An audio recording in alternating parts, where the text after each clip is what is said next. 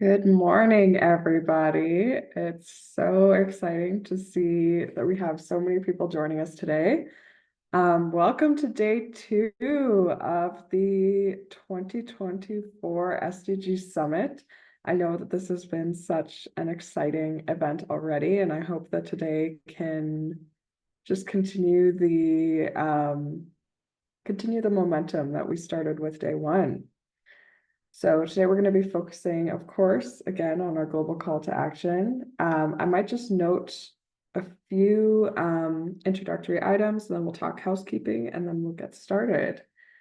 So if you don't know already, the Sustainable Development Goals Alliance is a youth-led organization at the University of Calgary that's focused on amplifying sustainability from community, youth, and student-led perspectives.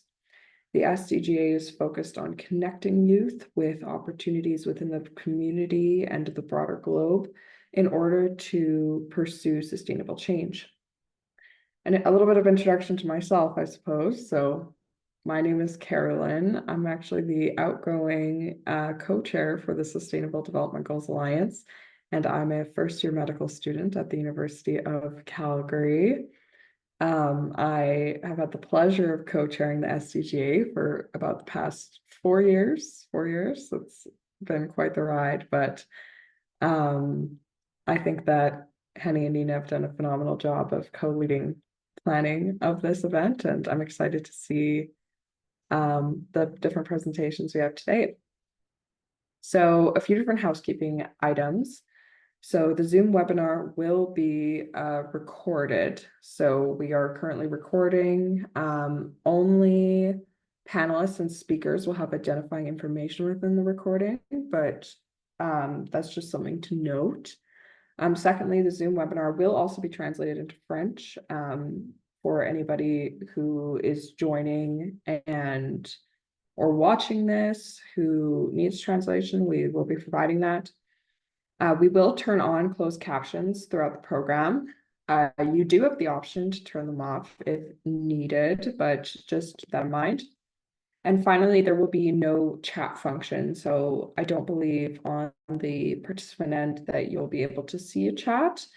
Please refer all questions to the moderated Q&A. That is where you can have your question addressed by our speakers or panelists as time permits. So of course we are on a schedule, but if we do end up having time, we will be thrilled to get some audience participant engagement.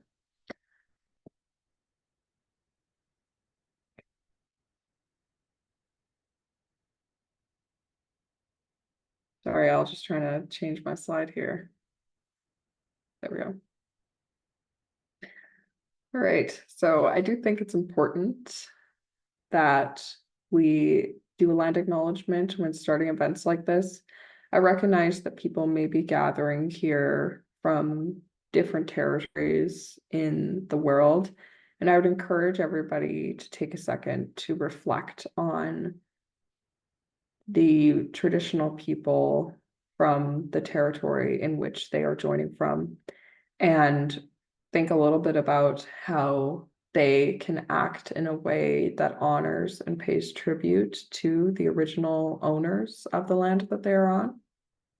For the sake of today, though, the SDGA is located within the University of Calgary, both physically and institutionally, which is located within the heart of Southern Alberta, which both acknowledges and pays tribute to the traditional territories of the peoples of the Treaty 7 territory, including the Blackfoot Confederacy, comprised of the Siksika, the Piikani, and the Kainai nations, the Tsuut'ina First Nation, and the Stoney Nakoda, which includes the Chiniki, Bearspaw, and Goodstoney First Nations.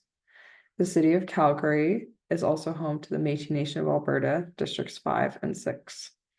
I also like to note that this area is traditionally in the Blackfoot language known as Mokinsis, which means elbow, which describes the meeting place between where the Bow and the Elbow rivers in southern Alberta meet. And I think that it is an important thing to acknowledge that this territory historically has been a place of meeting and sharing dialogue and working to come to consensus and brainstorm better ways of being. And I hope that we can honor that today in our time together. Okay, so I am going to provide an introduction to our amazing introductory remarks speaker, Christine Daly. So Dr. Christine Daly is the Associate Director of Sustainability Engagement at the University of Calgary, where she is leading campus engagement on advancing the institutional sustainability strategy. As the new co-chair of the Canadian Hub of the United Nations Sustainable Development Solutions Network, or SDSN, called SDSN Canada, she supports national engagement on the Sustainable Development Goals with a focus on empowering youth leadership and community action for the Sustainable Development Goals. And I will let her take it away. Thank you, Carolyn, for the introduction and for the land acknowledgement. Welcome back, everyone who's joining for day 2 of the SDG Summit. And welcome to those newcomers that are joining from around the world for day 2, where we're looking beyond 2030. I thought I'd share a few remarks based on some of my recent experiences as part of one of the co-chairs for SDSN Canada. I had the opportunity to attend some of the action days ahead of the Summit of the Future a few weeks back. And at the Summit of the Future, that's where our world leaders were coming together to talk about sustainability and where we can be more proactive in achieving our 17 different sustainable development goals.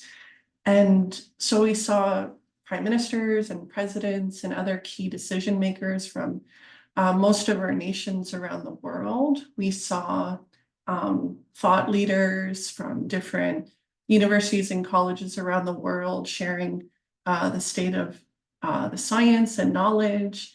And it was really, listening to these really inspiring knowledge holders, I wanted to make sure I shared a few key takeaways while you're at this SDG Summit, thinking what's ahead of 2030. And one of the key things I heard was from Amina Mohammed, who's the United Nations Deputy Secretary General, and also from Dr. Jeffrey Sachs, who's the United Nations leader and leading economist and sustainability specialist at Columbia University. And what they said is our 2030 agenda and the 17 SDGs, they're here to stay after 2030. And that's because it's a great framework. And frankly, we do have more work to do. And so while these are the right goals to keep working on, certainly beyond 2030, there's a chance a couple may be added in the future years. But the point is, we don't stop the work at 2030. We continue to do the good work we're all contributing to today. So it's really, really exciting to hear that, to know that we can do more, not just short-term planning, but long-term planning, being guided by those goals. And just as a reminder, these SDGs put out by the United Nations, they're our global vision for how we work together to create a more sustainable future. They're a call for systematic change at the local scale, which is why some of us gathered locally in Southern Alberta yesterday, but also at national and global scales. And that's why we're connecting today, because we are more powerful when we come together. So another key takeaway from the Summit of the Future was that the world leaders have adopted a Pact of the Future. And that's just reinforcing that there's these actions nations are going to continue to take to advance the SDGs. And just recognizing that as a global community, we have a role to set a better course for our world And we can only do that when we come together. And when we do that, we can achieve a safer, more peaceful, just, equitable, inclusive, sustainable, and prosperous future. So I encourage you to look up the Pact of the Future. It's available online. And I'll just say overall, it covers 5 areas. One is really relevant to this group here, especially, that's youth and future generations. And I bring this up because 193 countries have signed on to this pact, recognizing that youth and future generations are critical to a sustainable future. So why would that be? Young people make up about half of the world's population. So this is the biggest generation. So they're ideal change makers. A lot of the youth of today are educated, they're knowledge holders in their own rights, with diverse perspectives, forward thinkers, creative, and certainly large numbers to take action. And so events like this today are really important to bring youth together to transform our future. I mentioned different perspectives is really important, and we had the opportunity yesterday to listen to an Indigenous elder open up the space of day one. And I just wanted to share a couple of things that stood out for me. Elder Carrie Moore, who's a Cree and Métis elder.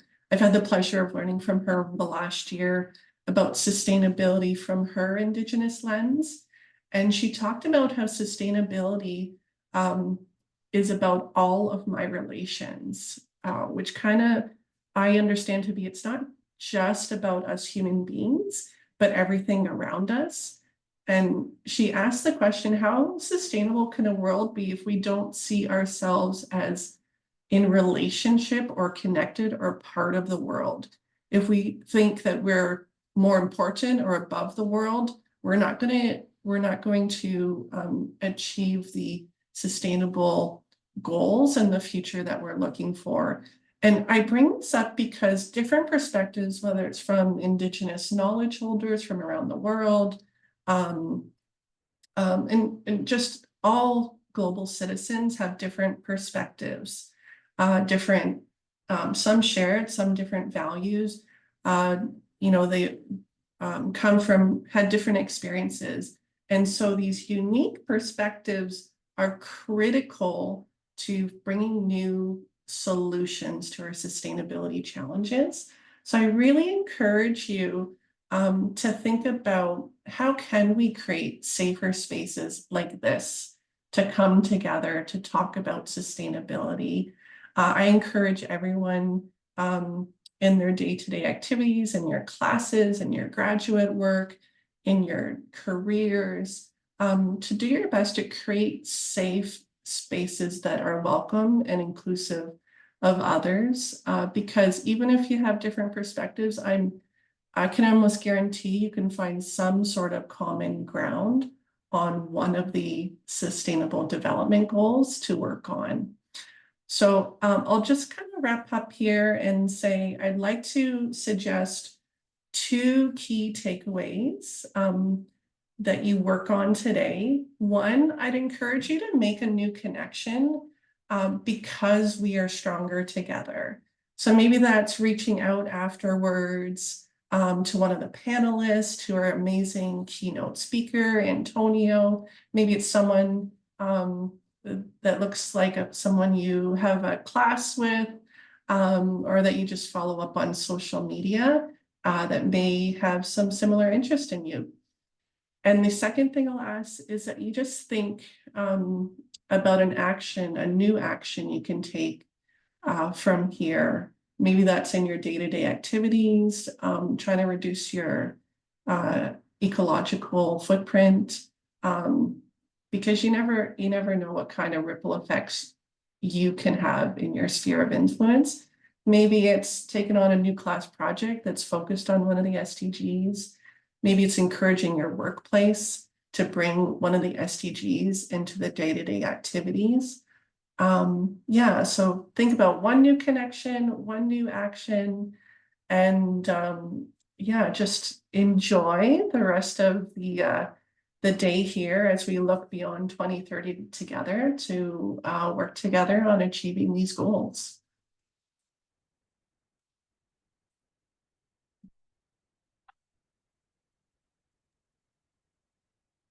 Thank you so much. Those were some very powerful and important opening remarks, and I think that they will set a phenomenal tone for starting the rest of our day. And I think also taking the lessons that we've learned from the summit to the rest of our lives. I think that note on creating new connections is so valuable. We can only move forward if we move together, I think. Okay. So I'm thrilled to welcome our keynote speaker for today, Antonio Diaz Aranda, who is a passionate young advocate for climate action and transformative change. He's an active member of numerous international youth organizations and groups, including SDSN Youth as the Global Events and Partnerships Lead, Youth UNE-SCO Climate Action Network, or UCAN, as a member of the steering committee, Global Shapers Aguas Calientes Hub as impact officer, and the Climate Reality Project. He was selected as the lead negotiator for Mexico at COP27 and SB 58 for Article 6, and served as an advisor to the Mexican delegation at COP28 and SVC on the same domain, advocating for ambitious climate policies. He has also represented Mexico in further international spaces, including the 2023 ECOSOC Youth Forum and the 13th UNE-SCO Youth Forum. He is currently a climate policy, finance, and carbon markets consultant, aiming to lead meaningful change by building a greener and more resilient future for all. Everybody, give a warm welcome to Antonio. Thank you so much, Carolina. I'm very excited to be here with all of you today and sharing about how Beyond 2030 is looking like. So today's topic is going to be our global call to action looking beyond 2030 and speaking about all these different trends that we are envisioning after 2030. So we can move on to the next one, please. So the first question, and I know we are not going to be able to read all of you, but how do you envision your life up to 2030? So I'm just going to give a couple of seconds for everyone to think about that. How do we envision it? How do you think your city is going to be different, your friends, your family? Then if we can move to the next question, Caroline, please. Also thinking about how does this idea make you feel? You know, when I was working on this, I was like, okay, I envision probably a lot of technology, probably less human interaction. And this made me feel at the same time nervous, anxious, a lot of different emotions at the same time. So take a moment to reflect also which emotions are coming to you when you think about this idea of life after 2030. So we can move on to the next one. So why are we talking about life beyond 2030? And I think and Christine already pointed this out, is first the 2030 agenda. So the 2030 agenda for sustainable development has mobilized global action toward addressing critical issues like climate change, poverty, inequality, and justice. But 2030 is not the end goal. And I love how Christine already framed it about it's just part of the pathway to get there. 2030 is not going to be where everything ends. It's a critical checkpoint on a longer journey toward creating a more sustainable and equitable world. And this is very important because a lot of people start having anxiety about like, oh, what is coming after? Is the agenda going to disappear? And no, the 2030 agenda has brought us to a very robust framework of actions that are going to lead our society for the next generation. So why is it important to discuss this now? And why are we all here together? First of all, because decision making is very important. The decisions we make today will shape the world beyond 2030. And a lot of the impacts of our decisions right now, probably we are not going to see them, or maybe, but they're going to have a huge impact on the next generation. So that's why it's super important that we shape this world for them. And then plan ahead. We must think ahead, understand future trends, and start planning now to ensure we sustain momentum beyond this milestone. The idea is not for the 2030 agenda to disappear, as mentioned, is to make it more robust and learning throughout the way. How do I envision this? Is that the 2030 agenda is going to get more robust over time. We're going to have probably more indicators, and we're going to have more topics to discuss because our world is also changing, and the priorities of the governments are also changing. And we can move on to the next one. So the big question, what comes next? So what is going to be the next chapter of our society? Current global efforts focus on short-term goals and do not address the long-term trends that will define our world beyond 2030. There are three main ones that I want to highlight today. The first one is climate change. Will climate commitments be enough to stabilize global temperatures? That's the first question I want all of us to reflect. Do we think the Paris Agreement is going to be enough? The second, the technological evolution. How will artificial intelligence, biotechnology, and renewable technologies transform industries and societies? This is a very important question. Right now, we're seeing the technological boom all over the world, and it's important to start questioning how is this going to change our lives? Is this going to affect them or enhance them, which are two different approaches. And the third one is a shift in demographics. With an aging population in some regions, especially in the global north, and youth borders in others, how do we create inclusive economies? Right now, we start seeing that there's a huge gap between the younger and the older generations. So that's why it's very important to start addressing these challenges that we are facing. And what should come after the SDGs? Should there be an SDG 2.0, a new framework that better address evolving global realities? I mean, I come from the climate change space, and we also saw it in our space. You know, we have the Kyoto Protocol, and then we have the Paris Agreement. So it's also worth questioning, how do we see this evolving? If if this provided very good, robust base, which I do believe the 2030 agenda did, or do we think we're going to need a whole new approach to this? And learning from our experiences. And I wanted to bring this report that is very important. It's the Global Risk Report from the World Economic Forum, which addresses the top 10 risks. And this is coming from a lot of different interviews that the World Economic Forum did with different stakeholders, society, governments, policymakers, and industry leaders about what are the risks we're envisioning for the next 2 years, but especially for the next decade. And this is very important because we can see and analyze the short-term versus the long-term priorities. So on those short-term, we have first one, the misinformation and disinformation, which right now it's playing a huge and important impact on the decisions that are happening, especially on the political level. On the second one, we have extreme weather events. And on the third one, the society polarization. And at the end of the day, which is what is very shocking, is that all of this is interrelated. Okay? So this is very, very important, that understanding that misinformation is affecting our polarization as society, and the extreme weather events are also getting, and the perception we have of them is getting affected by the misinformation and disinformation. And I'll just touch base on the 10 years approach.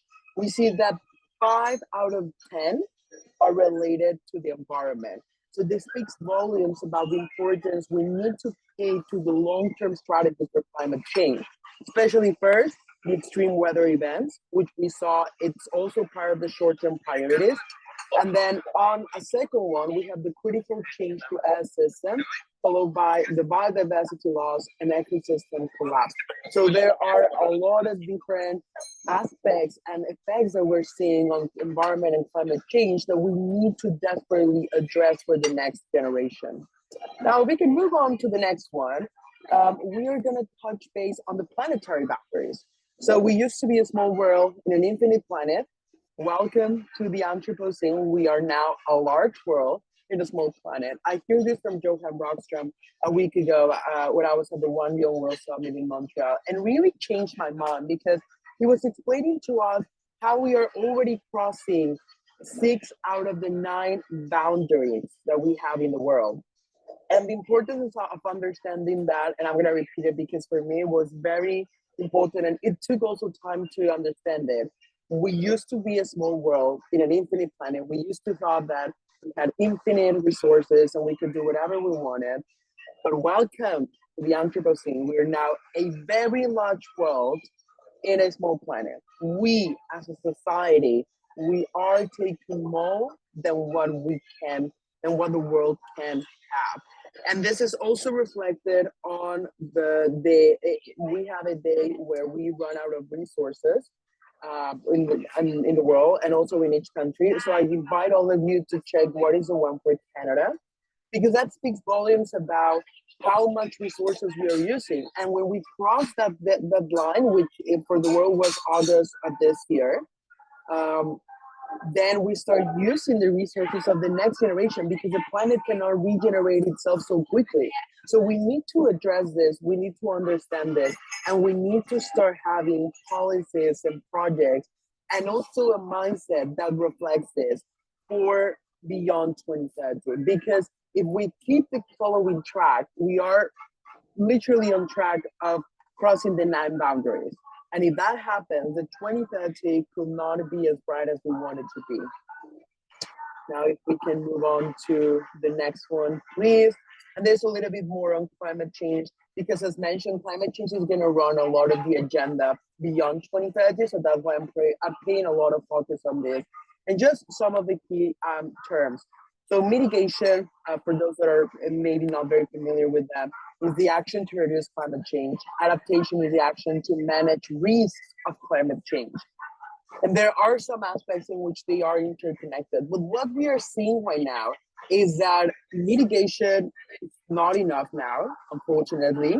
We are facing a lot of disasters. For instance, in my home country, Mexico, we are right now facing a lot of disasters that have taken us to think about adaptation or even loss and damage, because there are zones in Mexico where we are right now facing the struggles of droughts, of different climate-related disasters.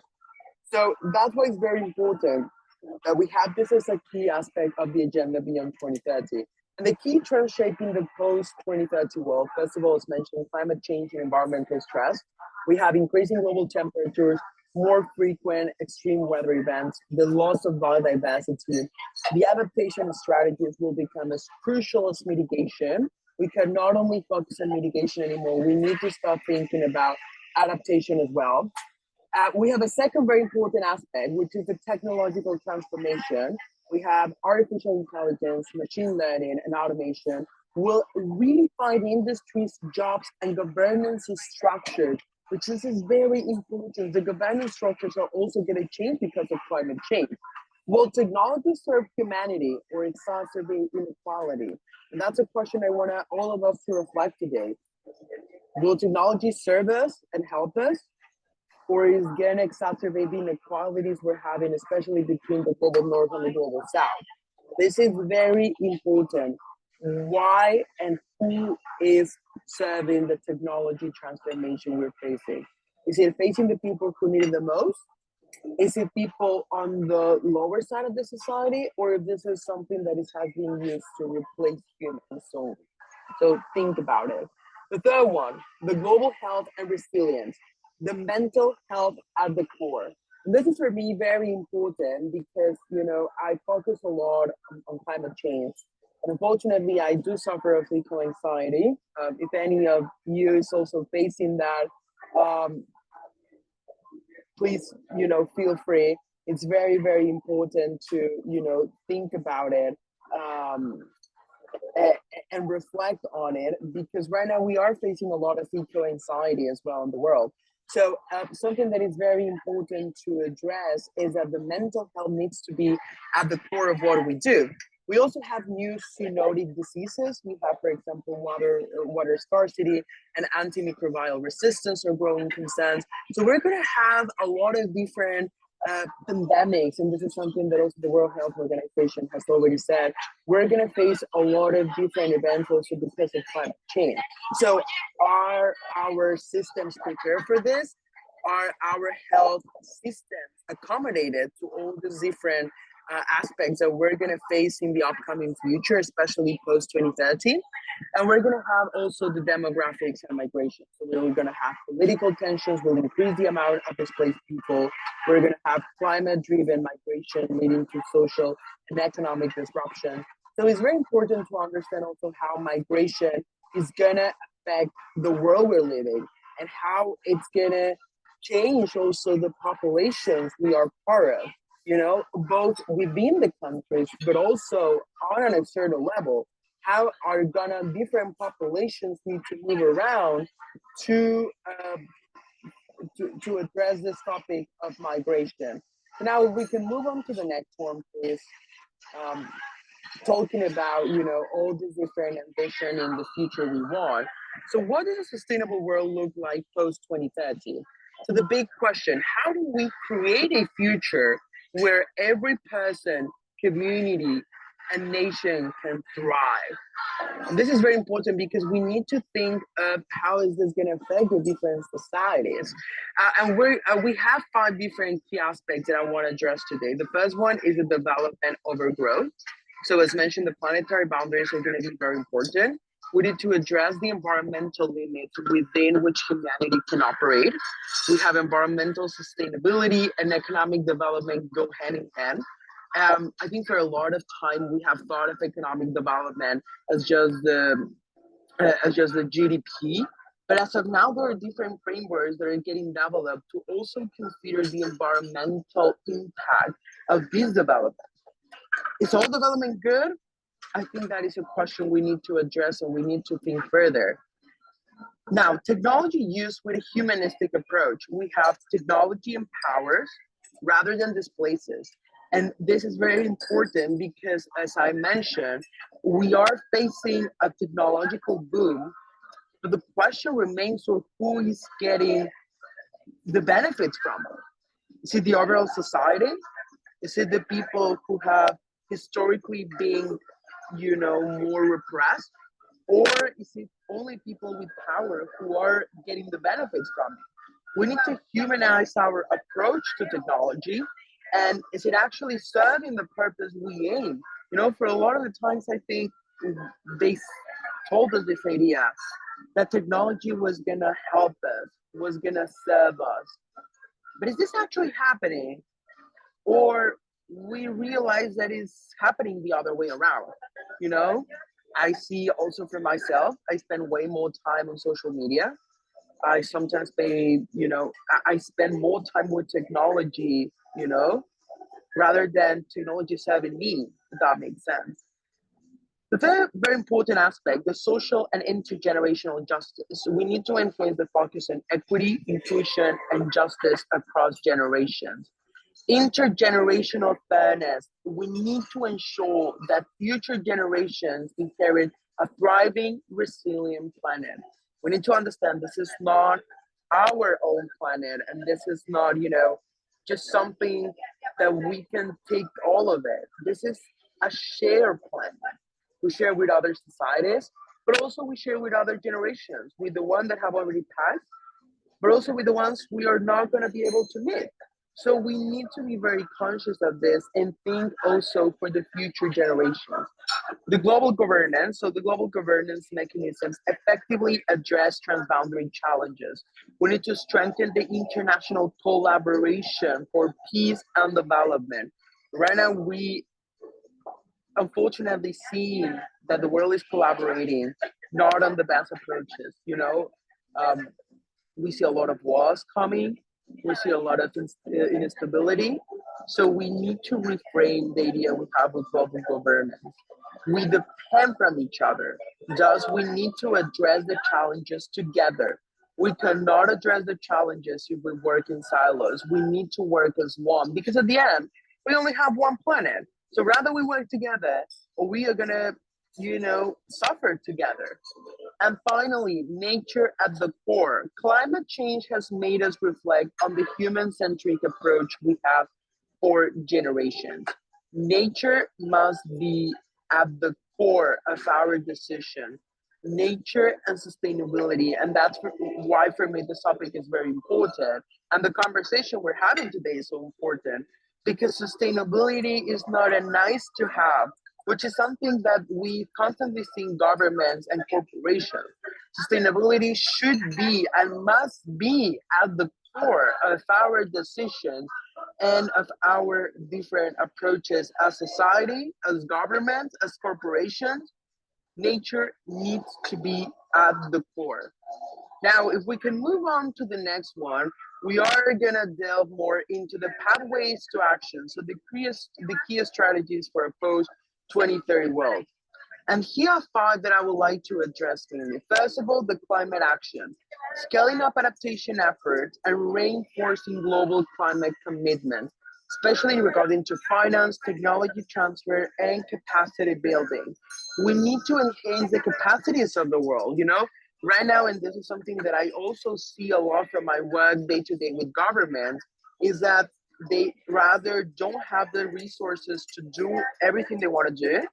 They don't have the knowledge to talk about technology, or they just don't have the human resources to do it.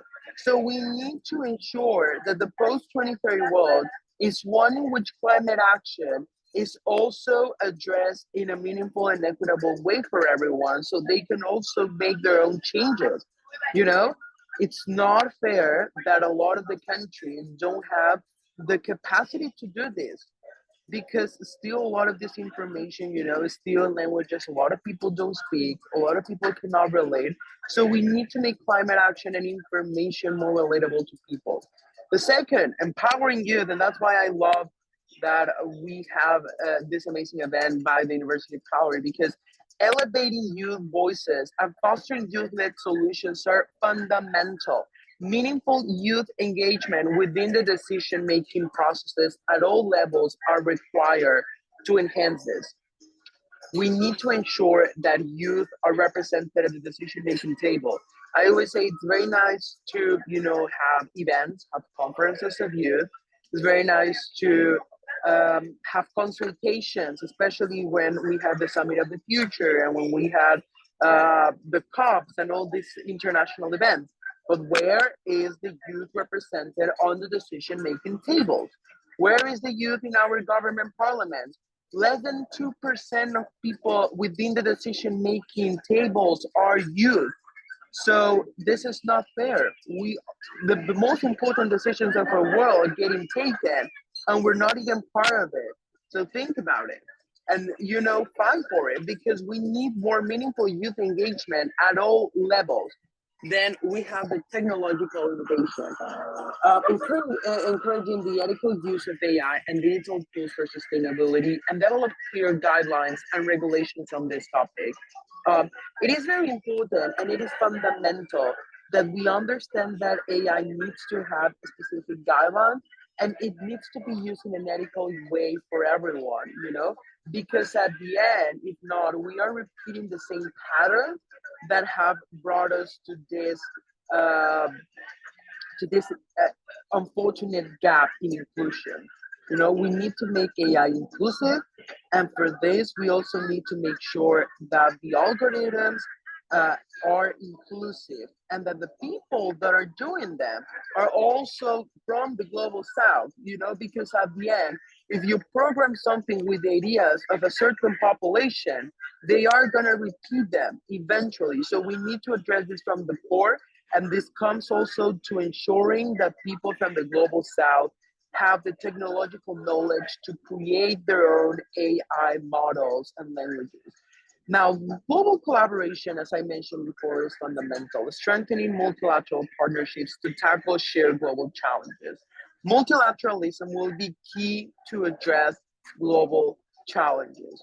We need to ensure our mechanisms are in place, are inclusive, and are answering to the current needs that we have as society. And I think Christine also mentioned from the Summit of the Future and the Pact of the Future, one of the greatest calls was that we need to reform the UN, because unfortunately the UN was established in a different period of time in which society needed different things. But now, unfortunately, the process and the structure it has is not serving for the global community anymore. So we need to also think about and reform our current structures. And finally, the social justice. We need to fight inequalities. We need to focus on gender, racial, and economic justice. We cannot talk about progress when there are still very remarkable inequalities that are not enabling us to advance in an equitable way within the world. Especially, we still have a very important gender gap. We have economic injustice between the different regions of the world. So it is fundamental that we address the social justice issue, which is very interlinked with the intergenerational justice as well. Now, if we can move on to the next one, we are going to delve more into the key abilities for the post 2030 world. So, we delve first into what is the current situation of our world, which is the 2030 agenda. Has been remarkable, and it's only part of the pathway to get there. We touch base later on the different and important things we need to consider for the 2030 world. But I want us to reflect now on what are the key abilities that we are going to need for that world, And I want you to take these four keys with you, these four abilities with you, and think about them. The first one, the system thinking and system dynamics. Let me try. Let me try to connect from a different platform. Just 1 second. Let me try to improve the audio for all of you. Apologies for the noise.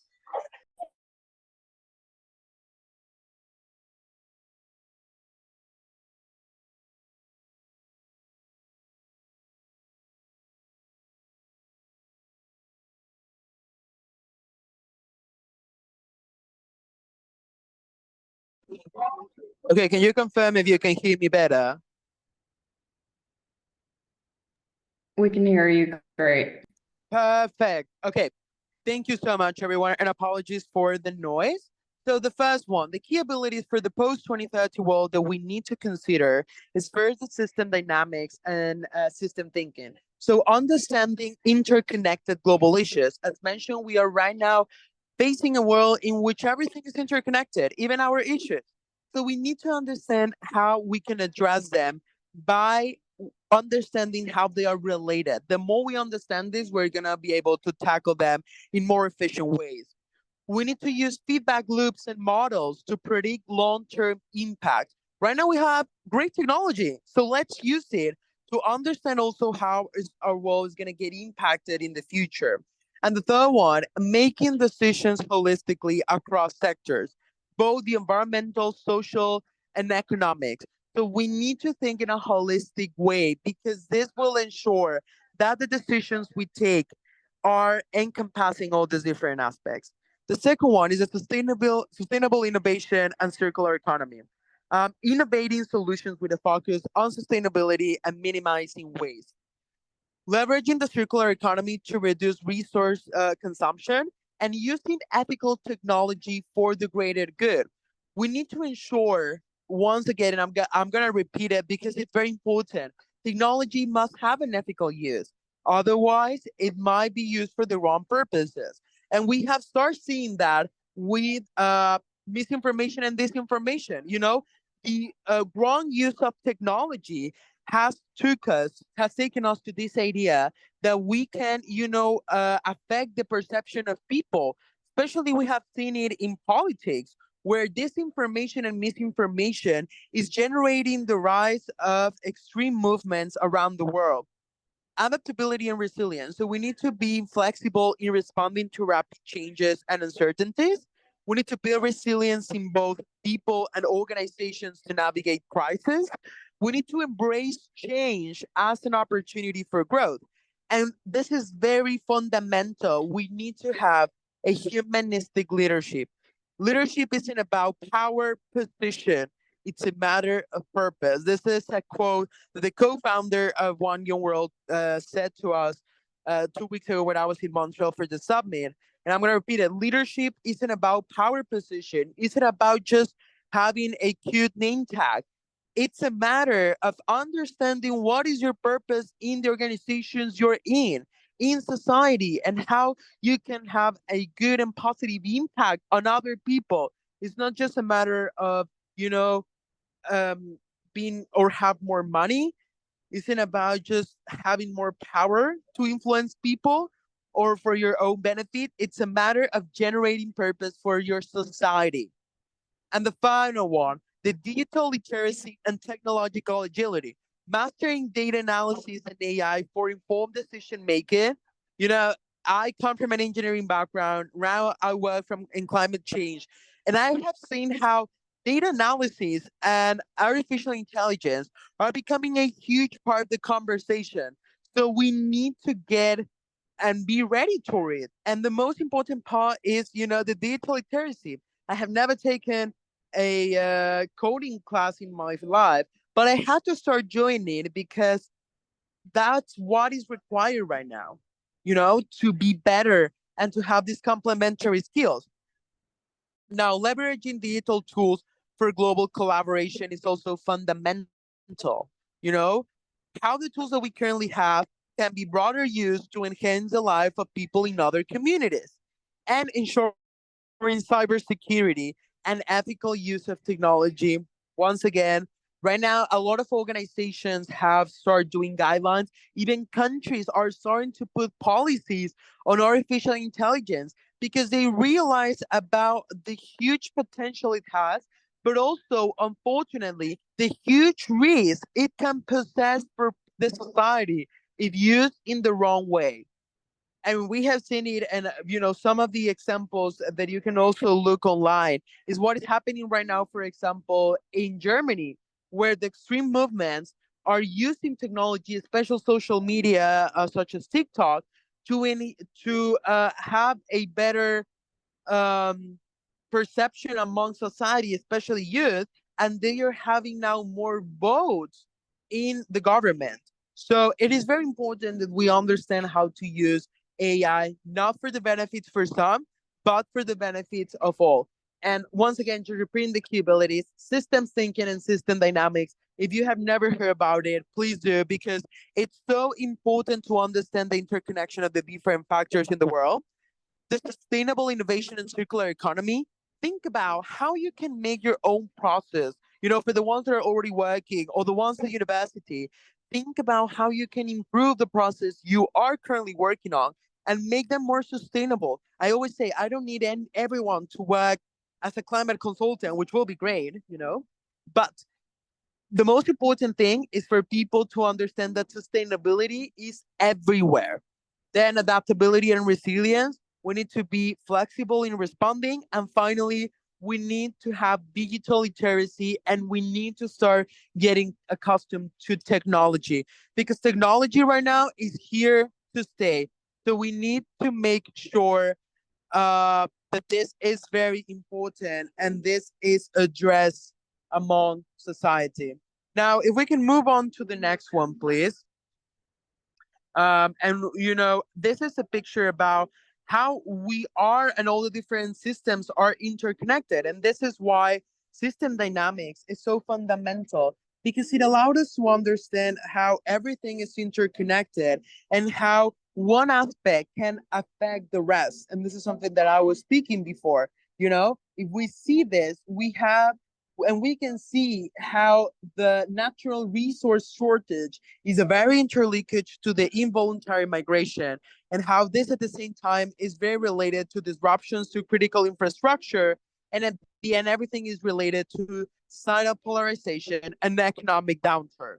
So that's why it's very important that we understand that each aspect is well connected and how they are connected, because at the end, if we address one of these aspects, the rest would also get impact.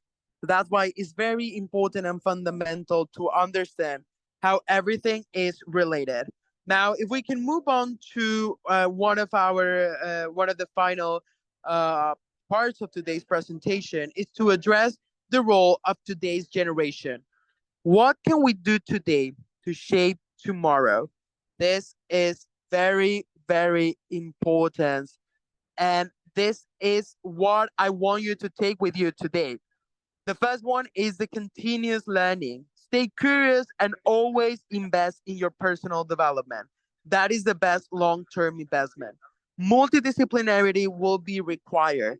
So we need to be ready for it. And we need to understand that we are going to learn throughout this process. There's not even a point in which you stop learning. Even for myself, I need to always improve myself. So this is fundamental, continuous learning and continuous evolving, because that is gonna what is gonna take us to the next stage and to the post 2030 world. A second one, which this is very personal and this is very close to my heart, is find a mentor. For those that have seen Star Wars, I always get this analogy of find your Yoda. Yoda is not the the most important person on let's say on the movie, but he's what drives the whole conversation and is who actually drives the decisions of the main character. So it's very important that we find that mentor and we find a Yoda that is with us along the process, someone in who you can trust and can guide you to get to where you want to be.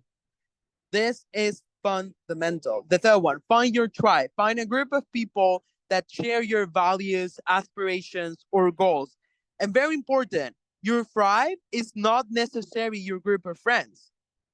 A very hard truth. Your friends are amazing. I also have my friends that I love, but I look for people who can share my goals, who share my passions, and who I can relate to in that sense. So I can work with them. Sometimes I have worked with my friends, and because we have different interests, it hasn't worked the way I wanted. So that's why it's very important to find your tribe, find the people that share that journey with you, and find a mentor that can guide you. Now, define your own story. And for me, storytelling is very important. It has been part of who I am and what I do. So, what is your personal story and what do you know or what you're learning can help others? And this comes from the same idea of continuous learning.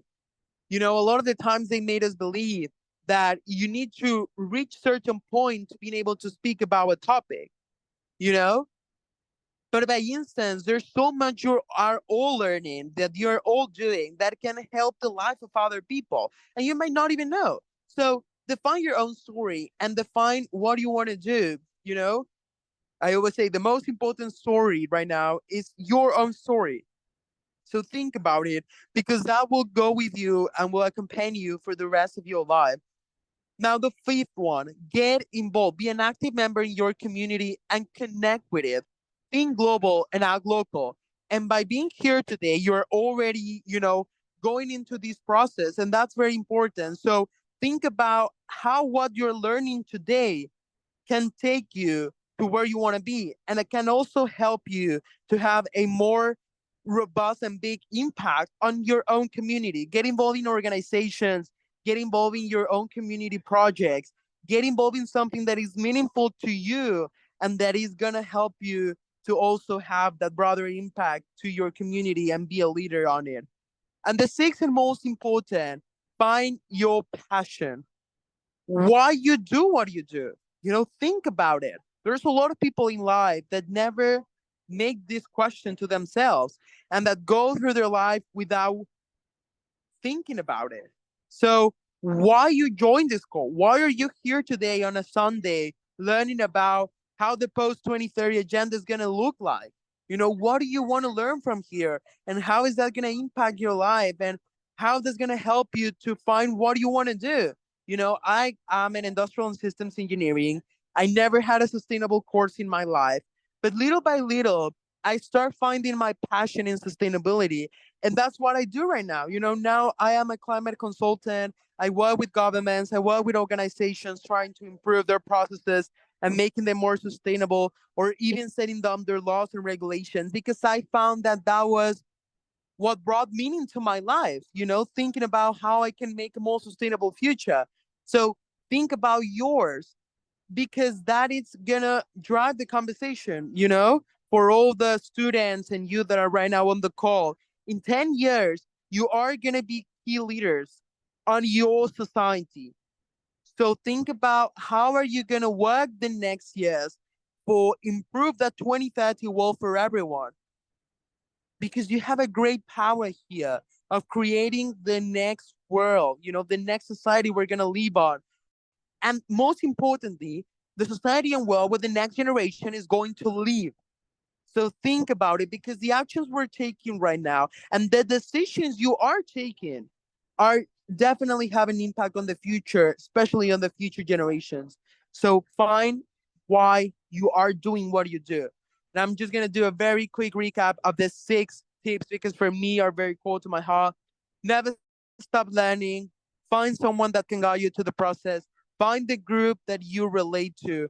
Define your own story. That story is gonna take you to where you want to be. Get involved in your community, and finally find your passion and find why you are doing what you do. And just to finalize my presentation with this amazing quote from Peter Drucker: the best way to predict the future is to create it. And if I can add to this, will be let's create it together. Because yes, problems are interconnected. Yes, we are facing right now a difficult and tough time in our society. But the most important story for everyone right now, our collective story, the story of our world, isn't over. So we have the opportunity of creating it and creating the story as well for the next generation. So I invite you to do it, to think about it, to reflect on it, and realize that you have the great power of making that future for not only yourself, but for the next generation brighter, better, and more sustainable. So let's do it and let's work together to achieve it. Because collaboration, as they have already said it, and as Christine very beautifully put it at the beginning, we need to collaborate together to achieve the goals we have set and for the goals of the future of the world. Thank you.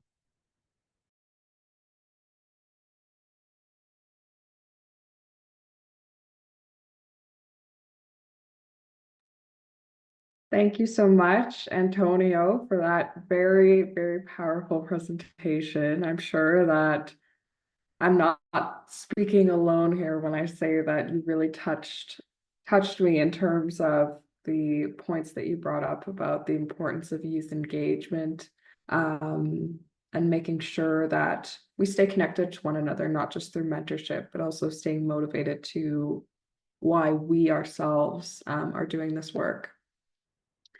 So I think we have a little bit of time for questions before we take a short break before our afternoon panel with Antonio.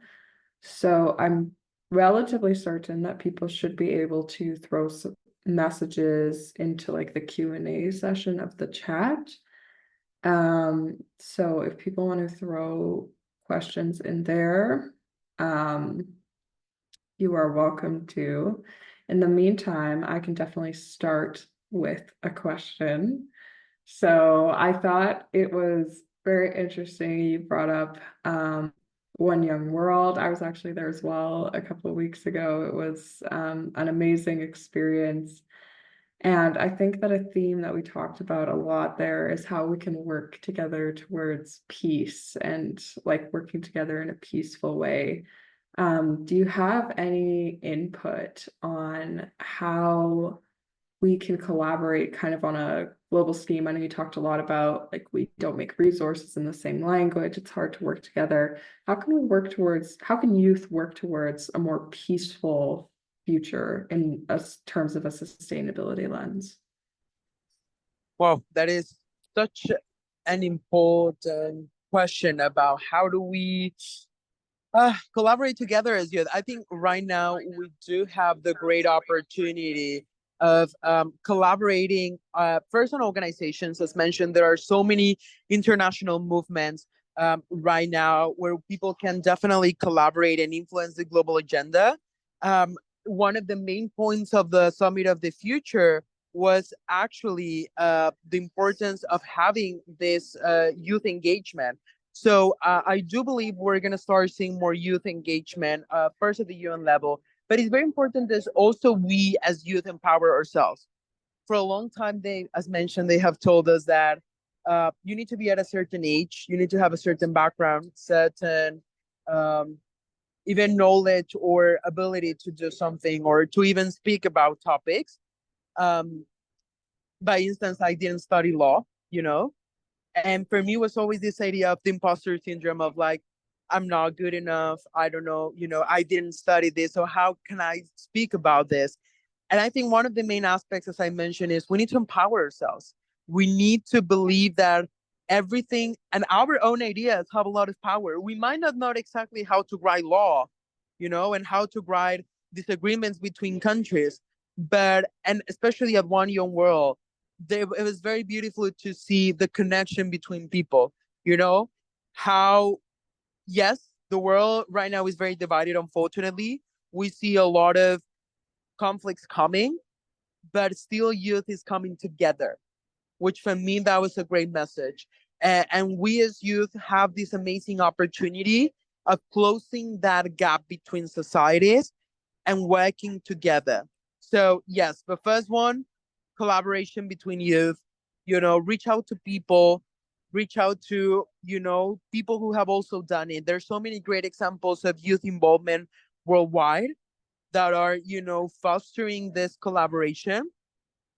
There's even people that have, you know, that they have going to court, you know, you that have actually take to court their own governments because they're not doing what they said they will do. So those are great examples. Reach out to people, learn from their experiences, and you know, I'm not saying you should um, take your country to the court, or maybe you do. Who knows? But put this pressure and collaborate with other youth. We need to do it together. You're not alone. There's so many great examples of organizations who are doing it. And a second and most important aspect, fight for that space at the decision making table, especially for peace related aspects. For a long time, we have been, you know, the cute quota, the cute event.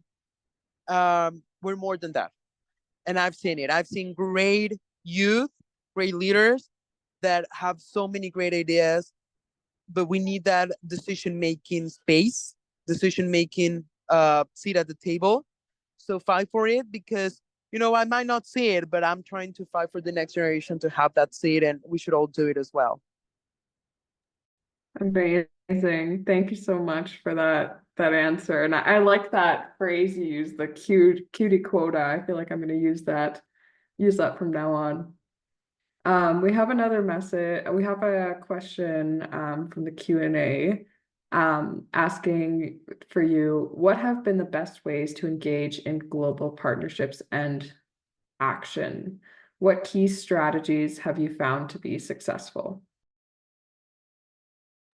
Ooh, great question. One of the best ways to engage first on global partnerships is and you know, the first one is you need to understand why you do what you do, why you are in a certain organization. Because someone told me once, passion can seen from the distance, you know, from miles away. So it's very important to first understand why you are fighting the fight that you are, you know, in that process. Because that is going to inspire other people to also join you, you know. So the first one will be to understand your own story so you can impact others. And the second one will be to, and this really relates about the system dynamics, which is something I, you know, recently learned. Understand the dynamics within your organization or within your country. You know, a lot of the times they say, oh, you need to reach out to the minister, you need to reach out to the CEO. They don't have time. You know, all these people have their agendas, they have very tight schedule, but they might have a secretary, they might have someone who assists them. Maybe that's the person you need to reach out. Be very smart about who you approach, you know? It's more impactful to have 1 hour conversation with someone that can then influence the decision of this person rather than you have a 10-minute conversation with that person, if that makes sense, you know? And that's something I never understood until later on, because I was like, no, I need to speak with this lawmaker or with this president. And I realized my words were never there. But when I started engaging with the people who were on their teams, then I was like, you know, maybe this is the right person to come along. So think about not only who make the decision, but most importantly, who can influence that decision. Think about it. And on the other one about action, it's very important to have alignment between the organizations and the people you reach out to, you know, and understand the why.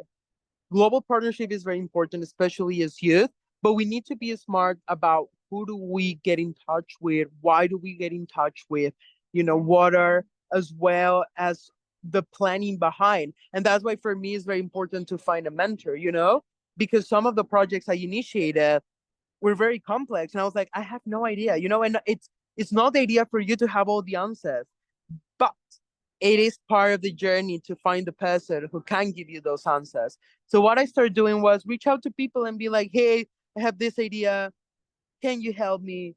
And 99% of the times people are very willing to say yes if they believe in your idea. So that's very important as well. Reach out to people who you feel connected with and who can also help you to drive that conversation forward.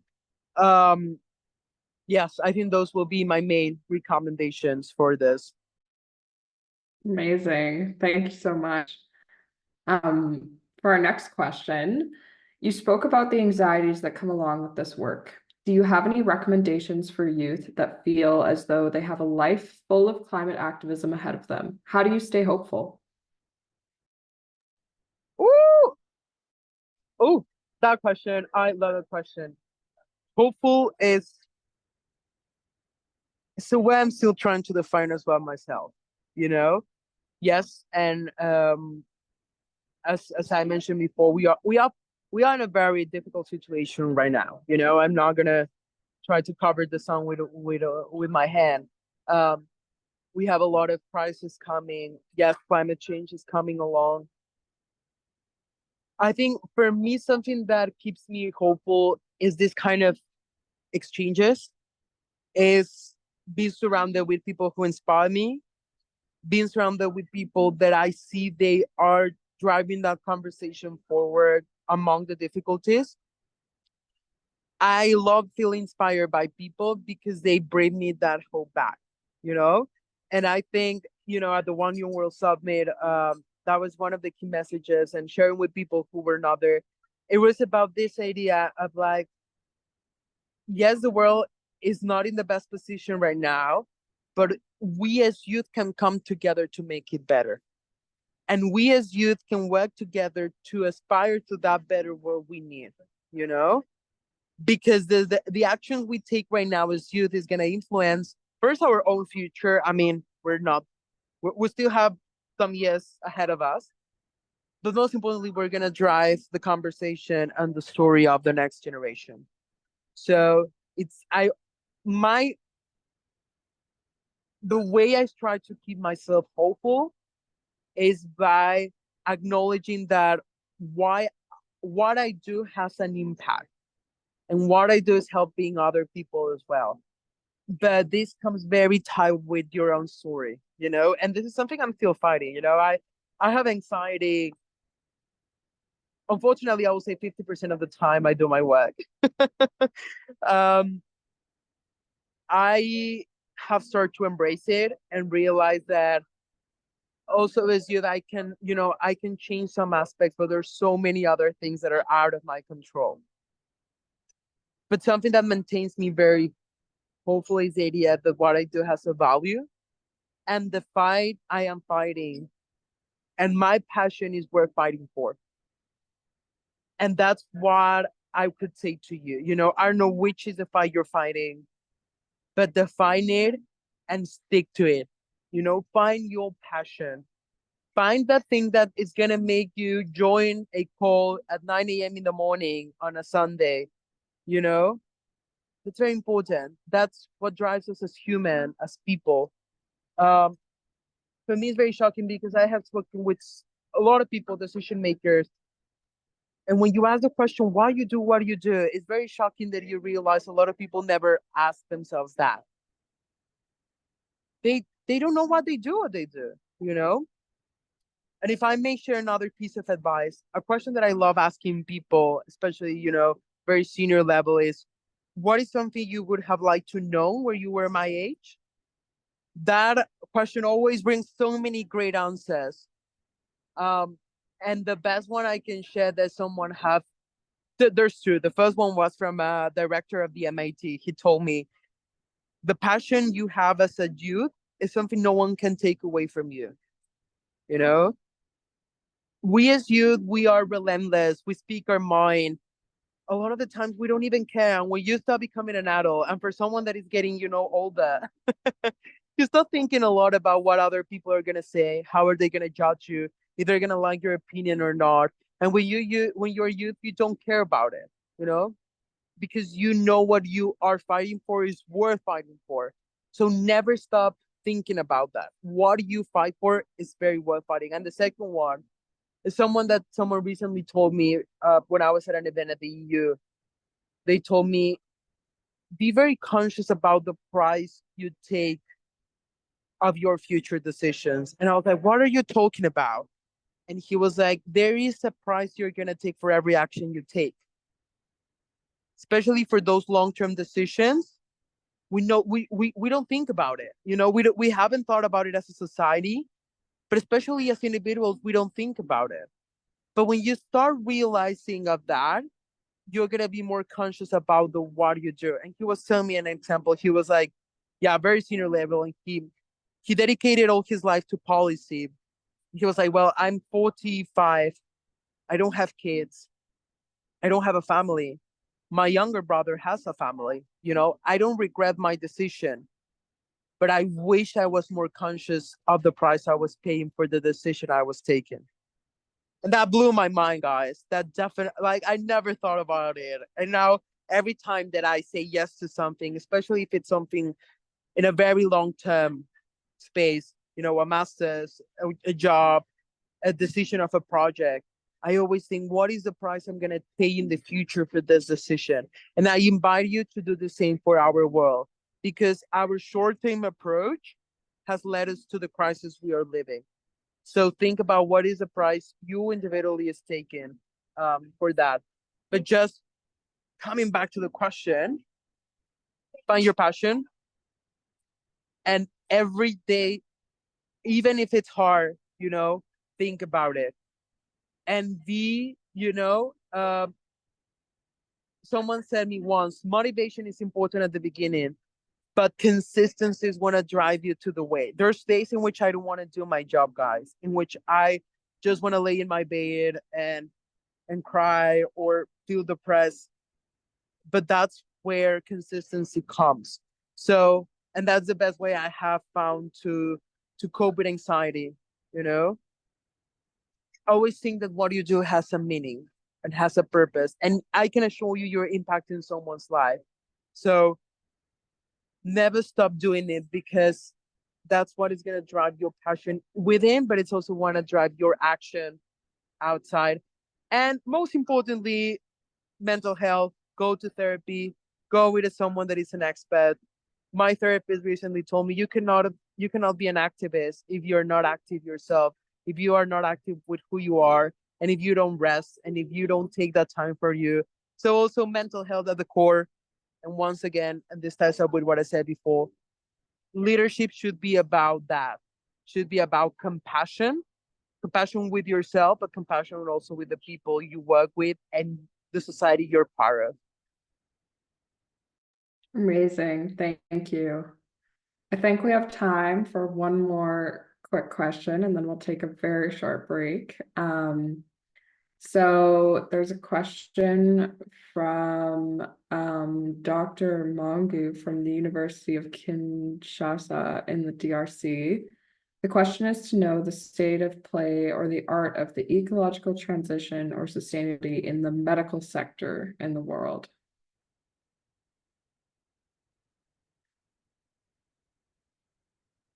So more about like what are the impacts of sustainability in the medical world. Well, we are, if I understood right, Caroline. Yeah. Yeah, so that is a very important question, and that ties up with the intersectionality of climate change and intersectionality of sustainability. First, addressing the first part of climate change, we see right now that in the medical field, we see a lot of different crises coming. A lot of illnesses that were not before and that are coming back. So it's very important to be ready for it. Especially with the um, in the North Pole with all the ice melting, a lot of the diseases that were not before are coming. So it's very important that we are aware of that. What is the expectation for our world in the upcoming years? Is new diseases coming? So the medical field needs to be prepared for it. It needs to be the medical systems as well need to be prepared to that boom that are going to be. We're also seeing on a very elderly generation, especially in the global north. So it's very important that the systems themselves are ready for that generation shift that we're going to see. Talking about the sustainability aspect, and this is, very important. It's about how do we make the process within the field more sustainable? you know what are the solutions that are out there? And the medical field specifically, it's one where it's very challenging, but also where there is a lot of opportunities for innovation. Because, by instance, to keep the how to say innocuity, like the cleanliness of the spaces, you use a lot of plastic. That's the way it is. You cannot wash it because there's a lot of blood, there's a lot of things related to it. So, but that's where innovation should come. Okay, how can we use this, the innovation we have right now, to make products that are more sustainable, that are less impactful? The process themselves, where are all these um where all this garbage go for? What are the processes they follow? Can we make them more sustainable? Is there any way we can reuse something? What are the things we can actually do? And because, yes, as mentioned, the medical field is very delicate because of the impact it has on humanity, and the relation it has. But unfortunately, it's also one that is generating an increasing number of waste. So there's a lot of question on, like, how can we make the process, the products, more sustainable, but that they keep the same efficient for the world. There's a lot of great research and there's a lot of great products that are coming, but unfortunately, it still needs a lot of development. So if you're interested, that is a great way and something that a lot of people have not tackled. So there is a good niche there on how do we make sustainability within the medical field a reality. But also, how do we introduce, and this is why it's very important to have collaboration. I've never seen a sustainability officer at a hospital, but maybe we will need one. Maybe we need engineers who think about how do we make this process more sustainable. So think about intersectionality and, once again, collaboration. You don't need to have all the answers to the problems, but you need to have the right people that can have the answers to those problems. So next time that you are thinking about it, maybe reach out to an engineer, reach out to a sustainability officer, reach out to a hospital. This is also a great call to universities to collaborate with them and to make projects with them and think about all these innovative approaches that we can have within sustainability. Sustainability is not only about climate change, it's about business, it's about the medical field, it's about architecture. There's so many other fields where we need to start introducing sustainability practices and a sustainability mindset, um, in order to have innovation. I hope this answers the question. Yeah, and I 100% agree. Yeah, thank you so much, Antonio. I think we have a little bit of time to take a quick break before our panel at 10:30. So don't go too far. We'll just take a few minutes so people can stretch their legs. And yeah, so if anyone has any other questions, we will have the panel section in which Antonio will also be present and able to chat kind of towards the end. And then I'll actually put up the slide with his contact information up for the next 5 minutes or so. Thank you so much again. That was amazing. Thank you so much, Caroline. And yeah, if anyone wants to reach out, if anyone, you know, wants to discuss anything afterwards, very happy. Those are my contact details. So feel free to reach out if you need anything as well.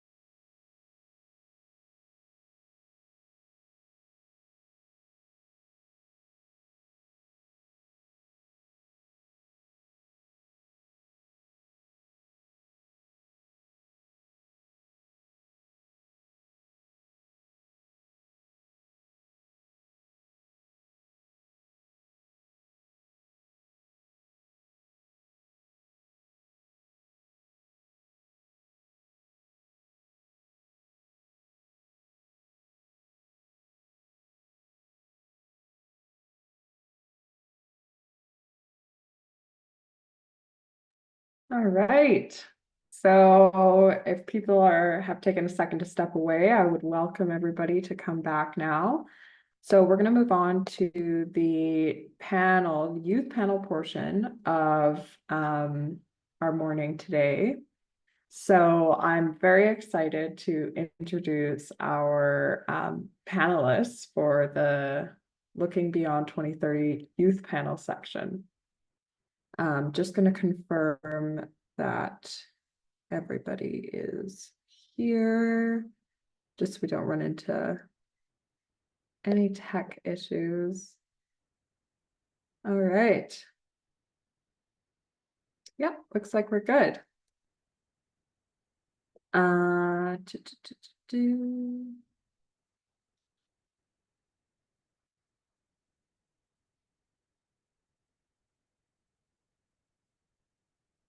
Okay.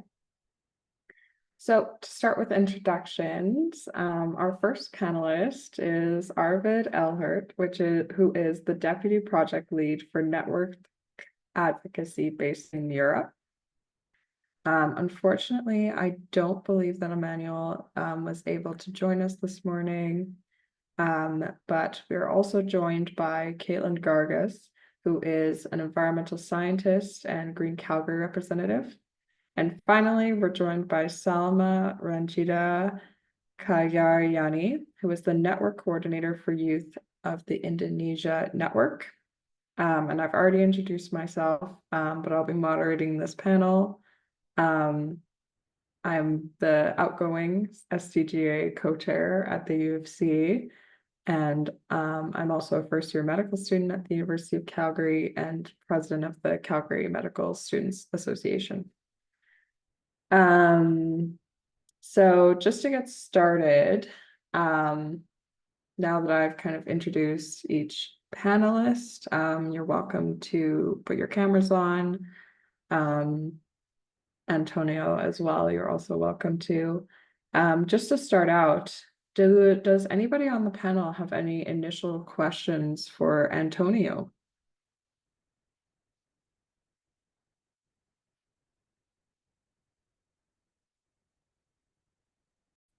And you can feel free to just unmute yourself. I think that is all right.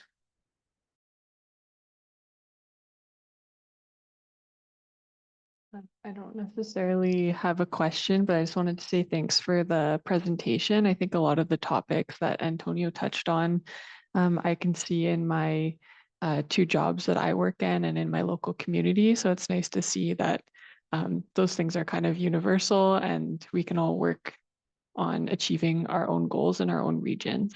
Thanks.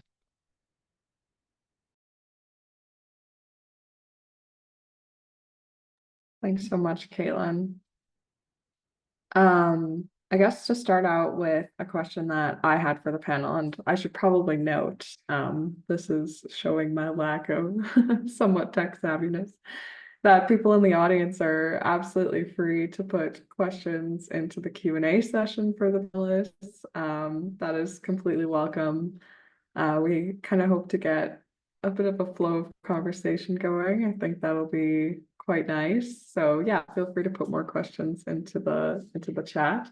But I'll just start with one that I kind of like to hear people's answer on, is how do you see the SDGs transitioning after 2030? And I know that Antonio already spoke on this somewhat in his presentation. And I'm thinking we can kind of go in order left to right from the PowerPoint slide. So if we start with Arvid and then kind of go across in terms of answering, does that work for everybody? Just for organizational sake. Okay, sweet. So, okay, perfect. Yeah, good to go. Thank you. So I believe that in their core, and I think that's also what Antonio said, they will stay the same. And by 2030, unfortunately, we probably won't have reached all of them or most of them. But I think that we will need to reconsider some of them and need to shift our focus a bit. Climate change is happening, and by 2030, we will probably need goals that touch on the fact that it's already happening and maybe have new goals regarding the adaptation to climate change. And I also believe that it would be very valuable for us. We talked about this a lot today, to have a stronger focus on international collaboration within the goals. It is already part of the 17 goals, but enabling more specific mechanisms for this would also be something that is a valuable addition to a new generation of the Sustainable Development Goals.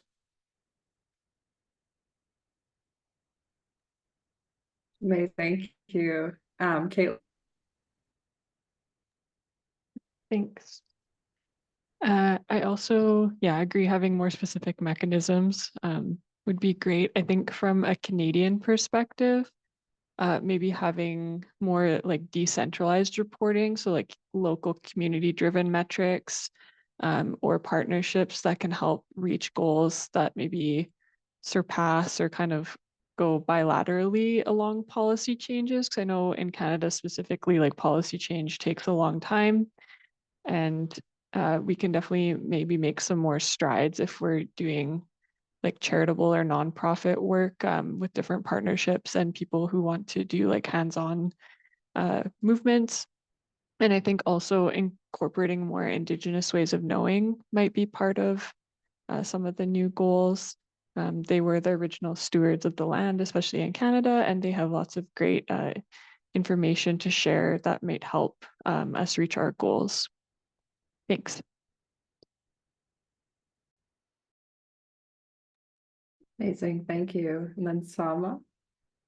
Okay, I think already completed by two of the speakers, but like in my first opinion, I think we are likely that we won't achieve the SDGs by 2030, and that's why that we need to shift maybe to a new frameworks because as we all know, the goals are not going to be fully reached. So we need to shift our focus, and I think that we need to emphasize more on localized goals because it's also crucial for us to have an understanding about our local communities' hurdles and unique challenges and also needs, and that's why maybe we need a more comprehensive and also a holistic approach towards our frameworks to look forward on the SDGs beyond 2030. I think that's from me. Yeah, and I guess building off that, do you have a vision of what that might look like? Do you think we're going to be creating a new set of goals? How will we be kind of measuring our progress? Maybe we can start with Arvid. I don't think we need an entirely new set of goals. I think we do maybe need a good set of KPIs that we can track, but jumping off what Selma, for example, said, it will be very difficult to have KPIs or a set of numbers that are relevant for each specific subregion, each community. So that is definitely a big challenge, yes.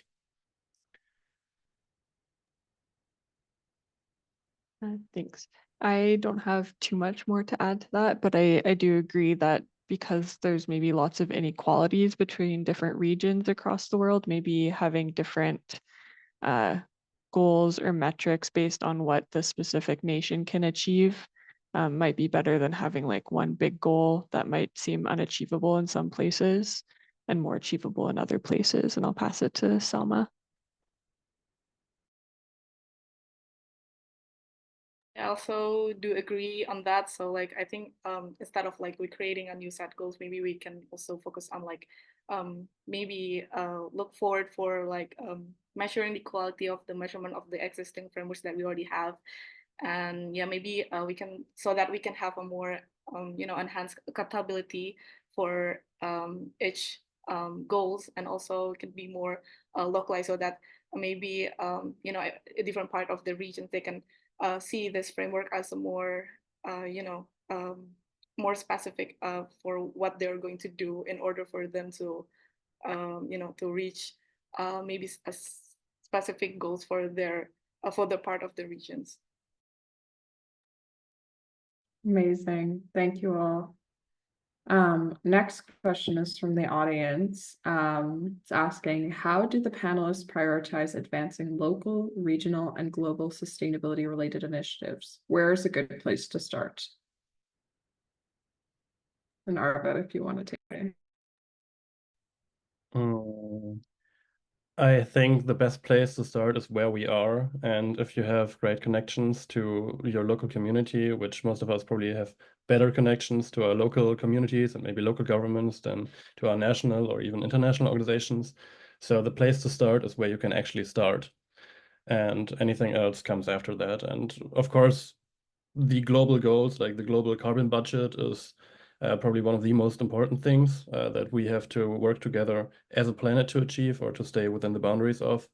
But in the end, that's a very, very long way for us as university students or young professionals to get to a level where we can actually make an impact there. So just starting out in your local communities, raising awareness, and then moving forward to the bigger stages is probably for me the right way to go. Yeah, I agree with Arvid on that one. And my company that I work with, Green Calgary Association, we're just like a local environmental charity in Canada. And we focus just on the city of Calgary specifically. And I've been talking with my colleagues a lot about the eco anxiety. And I feel like a lot of that eco anxiety comes from trying to achieve things that are out of your scope, like those national policies and things like that. So it really helps people overcome eco anxiety when you're doing things on an individual or community based level. So we try and do lots of like education programs and events just within our own community so that people feel like they're actually making a difference. Yeah, I also agree with Arvid and also Caitlin. I think the best practices in us that we need to connect for local communities of what they from a grassroots level, so that we understand exactly about the problems that are happening, and we need to engage more of the like community leaders and also maybe institutions or like the business governments and the schools and also the local organizations on creating an open space and a dialogue of a collaboration so that we can foster collaboration to enhance to foster this goals itself. Yeah, I 100% agree. I think this theme, fostering collaboration, is something that's coming up quite a lot in terms of looking beyond 2030. For next question, I guess a bit of context. So the Millennium Development Goals, kind of pre-SDGs, were poverty oriented, while the SDGs encompasses several orientations and highlights environmental sustainability. Do you think that there's a specific element of sustainability that we focus on in the future beyond 2030? I may jump in very quickly to answer the question. I think the first, just wanted to also talk a little bit more on the past one very briefly. I think something that we need to understand is that there are frameworks internationally that are very good and provide this great overview. Have the Paris Agreement, we have the 2030 agenda. But at the end, it's very important how does these frameworks are taken at national, regional, and local levels for their implementation. Otherwise, you're not successful. And that's something that a lot of the times we don't understand because all these mechanisms are not punitive. By instance, if someone doesn't comply with the Paris Agreement, they're not gonna go to jail, or something. But they are the framework that countries need to address, so then they do implement their own respective NDCs, the national determined contributions, and then they define how they're gonna do it. So that's very important. And that's the same. Having at the international level the frameworks, then at the national level you have the policies, but then at the local level you have the action plans. Because otherwise policies without their respective actions are meaningless. This is very important to understand the different aspects depending on the framework and the scope we're talking to. Addressing the question that was raised, and thank you so much for it. One of the greatest aspects I need to look at in sustainability and on the SDGs is the role of indigenous people and local communities, which for a long time has been undermined within this aspect, and these conversations. They do have a lot of knowledge from ages, from centuries, and a lot of the times they are not considered within the decisions, within the frameworks, because also the mechanisms are not made for them, you know? And I really love the introduction you made and the acknowledging of these communities, because a lot of the times we forget that where we are right now, there was, you know, people before us, and there were communities before us who have their own traditions. And a lot of the times on the frameworks, we only include like a cute part of them of like, and addressing the indigenous people and local communities. No, you know, it's very important that they are meaningfully engaged on the conversations that we are having and that we are doing and the plans we're developing. I really love, you know, at the One Young World, just bringing these two quotes very briefly. Um, Mi'kmaq elder Albert Marshall calls having two eyes, seeing the power of science with one eye, the constraints of indigenous knowledge with the other eye. Let's open both eyes. You know, a lot of the times, especially when we talk about sustainability, we tend to believe that everything is science focused and that what we have is like, you know, the last truth. And we tend to forget that there's a lot of indigenous knowledge that accompany that, and that can help to complement this information. And the other one, which actually was from a local community of Canada, they say we need three things in life: skina, which is peace, and when you have peace, and probably I'm misspelling these words, I'm sorry. Caniconio is a good mind. Then you can have Tashestensha, which is collective strength. You know, so it's also addressing and acknowledging this knowledge that they have carried on for ages. And that's what we need to meaningfully include on the next what we do with SDGs, but in anything in general, indigenous knowledge and their contribution to what we have right now. Yeah, I 100% agree. Did any of the other panelists have anything else to add to that question?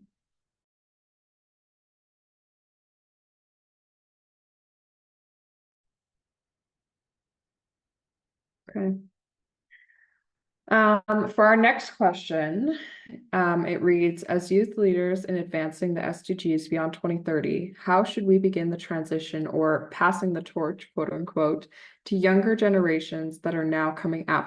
I would love to hear Antonio's perspective as well. So I'm thinking we can go Arvid, Caitlin, Salma, Antonio, if that order works for everybody. Okay. Sure. I think the most important thing, and Antonio also touched on this in his presentation, is to create these platforms of exchange in these organizations like this one, like SDSN Youth, where young people can come together, but also people of different age groups can come together and create the seeds for young people to have their voices heard.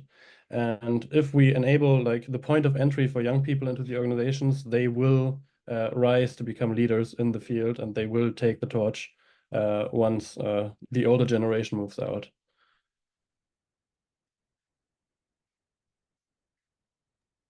Thank you. Caitlin? Thanks. Yeah, I agree with everything that Arvin mentioned. I would also like to say that as like a nonprofit organization, I think there's more room for us to include youth leadership in our organization as decision makers. So I know that we've recently hired, we have a board member who's a youth, so they get to make board member decisions for our organization, and also trying to get more youth engagement in our volunteer base is also helpful, so that they can meet people in the industry, they can be involved in local initiatives. And I also think a platform like this is great for letting youth have a space to share their voice. And I just wanted to say thanks for people who invited me too, because this was the first time that I've been invited as a youth to be a panelist in a conversation like this. So I really appreciate the opportunity as well. Okay, I think in my very opinion, I think it's already worked out all by Antonio and also Arvid and Caitlin. But yeah, I think I really want to emphasize more on as like the younger generations. I think we need to emphasize more on the importance of the adaptability and also the resilience and the process when we're transitioning.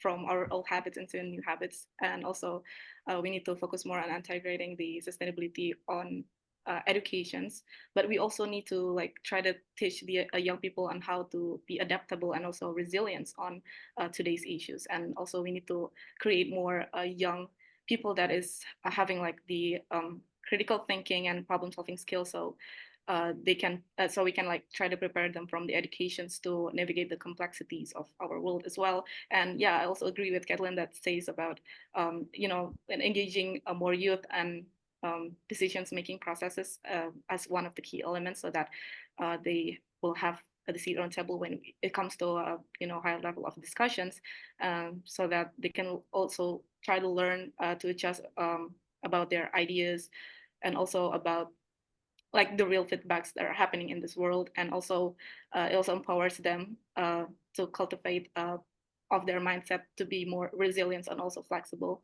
So yeah, this is also one of the platform for us to, you know, connect and try to talk with each other. And I think that's why I really appreciate lots of these events as well.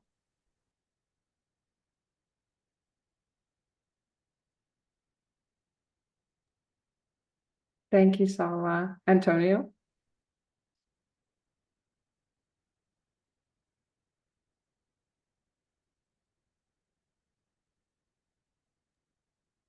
Oh, I think he may have, Dropped out. yeah, that's okay. Wondering if everything's all right on his end. Well, hopefully he can get back on shortly. For our next question, I guess this is kind of relating to what we've talked about. It's like engagement and what Antonio actually spoke about, which is like your why. But as youth, what motivated you to be a part of climate action as a young person?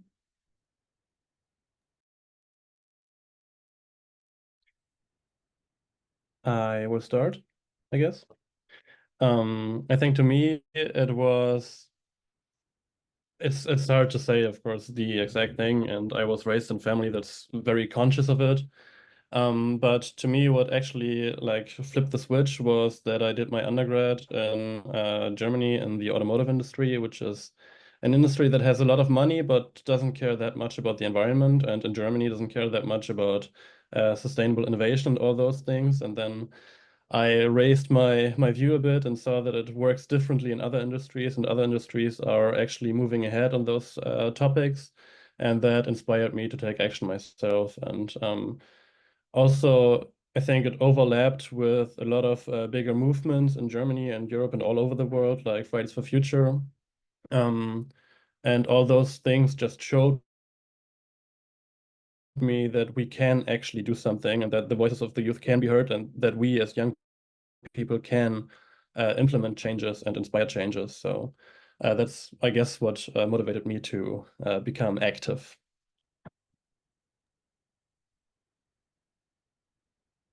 That's a really interesting story to hear from other people. I've had the amazing privilege to grow up in Canada near the Rocky Mountains, which is a really beautiful place. If anyone has heard of like Banff or Kananaskis, I live quite near there. And I believe my proximity to these natural and preserved landscapes has made me have an expectation and desire to continue to have access to these natural landscapes for the rest of my life. And I want everyone to be able to access these beautiful places. I also live in a place that is more conservative in Canada, and we have lots of oil and gas and natural resource extraction industries. And I also grew up in a family where many of my family members worked in those industries. So I feel like the sustainability part and climate action was kind of underrepresented in my life growing up. And I feel like maybe I wanted to take action on that and be the one to lead people to be more sustainable. And I think that's what motivated me. And then as well, just having friends in high school and stuff, we started a environmental science club, and that kind of just led me to taking that as my undergraduate degree as well. Okay, so maybe and my own perspective is that I'm still in my undergraduate study, and as an engineering student, I understand deeply whenever I heard my lecturers talking about our environmental resources. It's just it makes me really, it makes me really sad sometimes to hear that we're not, reach that optimum level of, human resources for us to actually implement a good practices on our industries in order for us to achieve the sustainability. And also, I understand that the awareness of SDGs itself in Indonesia is quite really low. Even the for instance, like there's only 7% of the people that have access on higher educations in Indonesia, and also our cultural literacy's number in data is only for 1%, and that's why I think we need to create more young leaders and advocates for them to have places for them to talk more about the SDGs and sustainability, because just like what Antonio have already stated, like the young people make half of the world's populations and make them ideal change makers, and that's why there's ignited the sparks within myself, so that I need to take the roles to bring about the changes. Amazing. Thank you all. And yeah, I think it's so fascinating to hear about kind of that why if people decide to get involved. I think it can definitely be inspiring to show other youth that, yeah, you don't necessarily need to be an expert on something if you're passionate about it. You just need that spark in your chest to approach challenges in the world. For our next question, what does the climate crisis mean to you, and what does a sustainable future look like? Could start with Arvid. Sure, thank you. To me, the term climate crisis is a bit misleading, because the climate crisis is really not a crisis for the climate. It's a crisis for us humans. Of course, some ecosystems will be destroyed through it, but the planet in the end will be fine after climate change. If there's an after, I mean, the climate will always be changing. But I think the important thing about the climate crisis is that it is a crisis for us humans, and that is a framing that we need to raise more awareness and to motivate more people, young people as well as older people and policymakers, to take the action needed. So the word climate crisis in itself is not the perfect framing, maybe. And what a sustainable future looks like to me was the second part of the question, right? That would be a future where we are closer to staying within the planetary boundaries, or where we are staying within the planetary boundaries that Antonia talked about.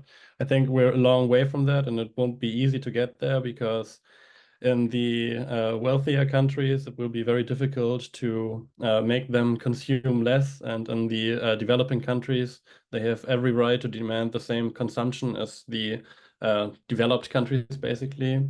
So a sustainable future is a future where all people can live in prosperity while staying within the planetary boundaries and not consuming too many resources.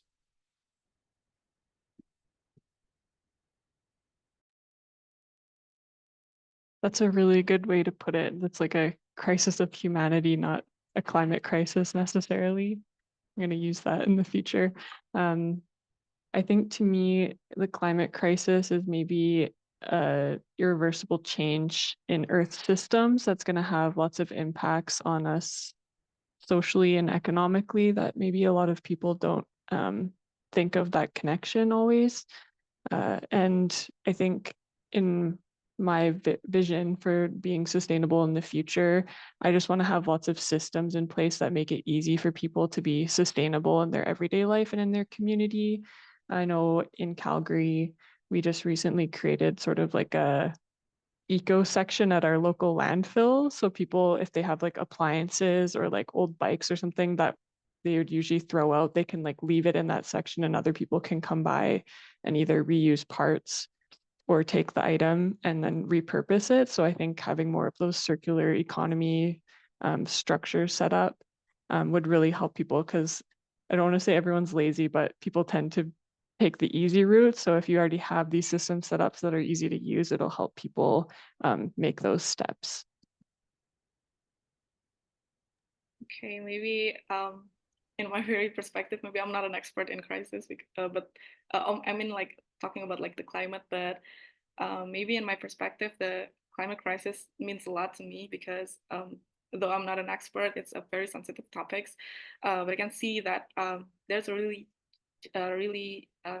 real challenges and changes really happening around us because the rising global temperatures, it could impacting a lot of things, including like the cost of everything that we consume, including like the electricity or maybe the efficiency of the industries, and it could lead to an inconvenience that could affect our daily life basis. And that's why, because it can be a challenge and makes everything that is more expensive, including like the needs like food and water, and also it directly impacts the agricultures. I think we need to try, shift our habits to take the responsibility from within or from our own actions by making like small challenges and our habits.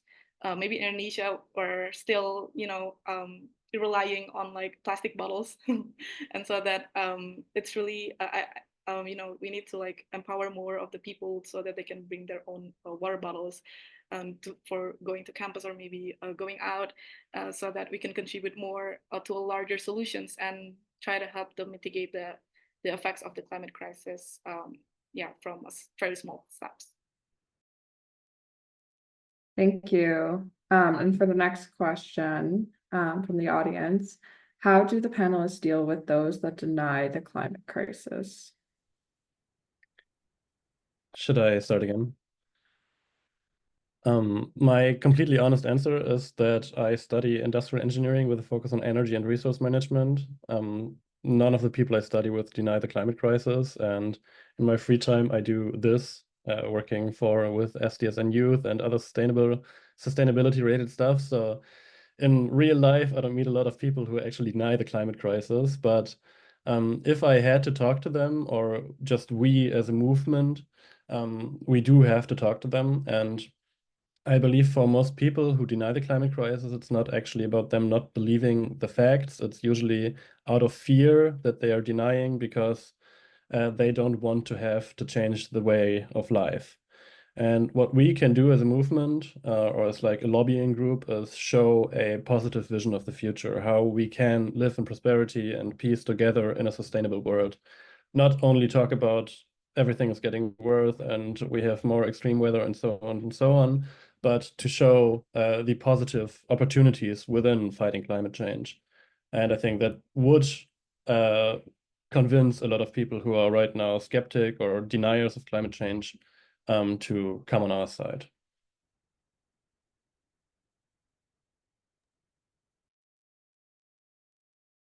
I think I mentioned before where I live, there are quite a few climate deniers, so it's a little bit difficult sometimes.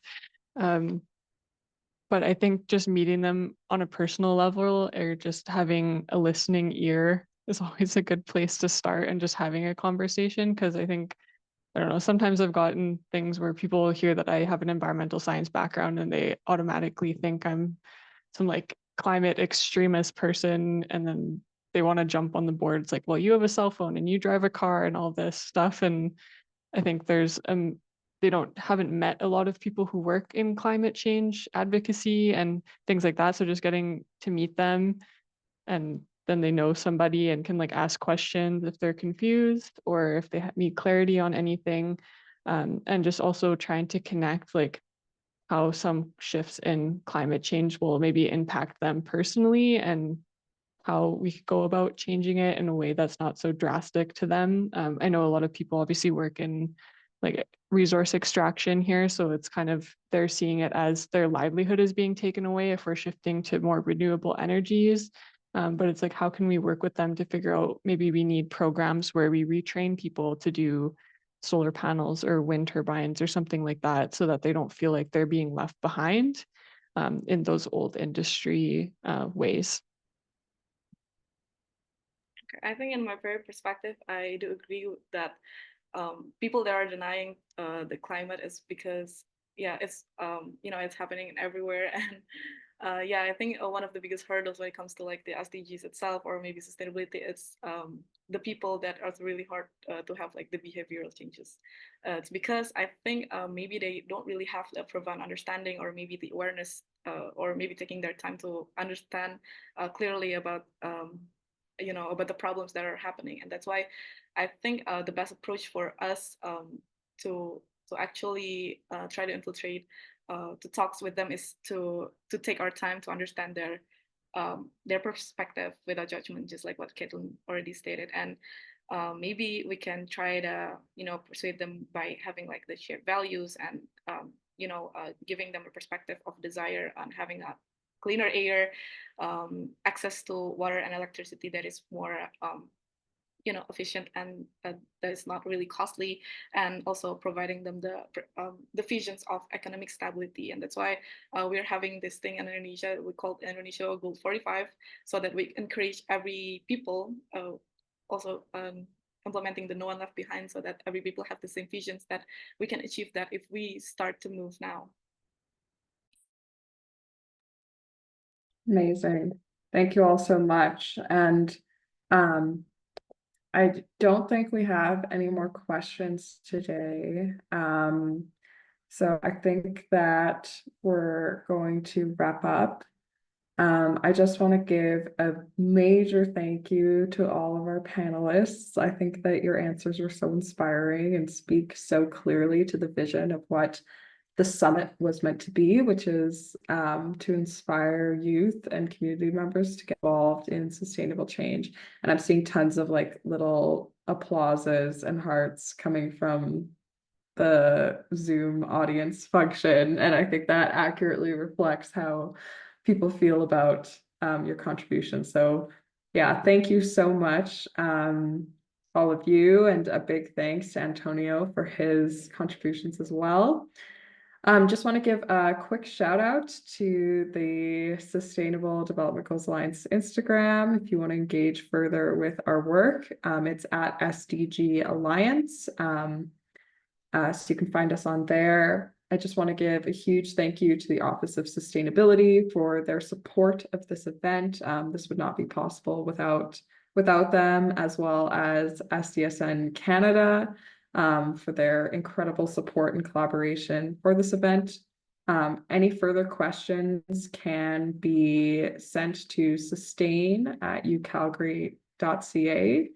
And yes, thank you all for joining us today. I hope everyone has a lovely rest of their Sunday.